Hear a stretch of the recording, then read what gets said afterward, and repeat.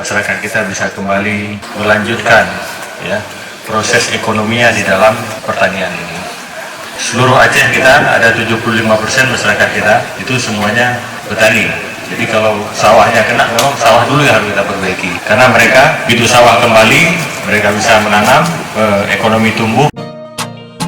Sekretaris Daerah Aceh M. Nasir mewakili Gubernur Aceh Haji Muzakir Manaf meresmikan gerakan tanam padi perdana pasca bencana hidrometeorologi. Kegiatan yang dipusatkan di Desa Bukit Panjang, Kecamatan Karangbaru, Kabupaten Aceh Tamiang, Minggu 5 Juli 2026. Langkah ini menjadi simbol kebangkitan sektor pertanian Aceh pasca bencana alam yang merusak puluhan ribu hektar lahan warga. Dalam sambutannya, Sekda Aceh M. Nasir mengungkapkan bahwa bencana hidrometeorologi telah memberikan dampak luar biasa di Aceh. Tercatat areal persawahan yang terdampak mencapai 57.364 hektar, sementara wilayah perkebunan terdampak luasnya mencapai 60.438 hektar.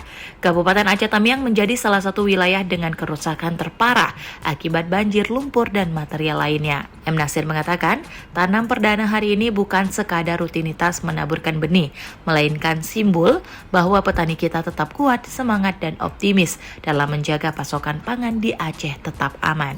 Pemerintah Aceh menempatkan rehabilitasi dan optimasi lahan sawah di lokasi bencana sebagai prioritas utama guna memulihkan roda perekonomian masyarakat.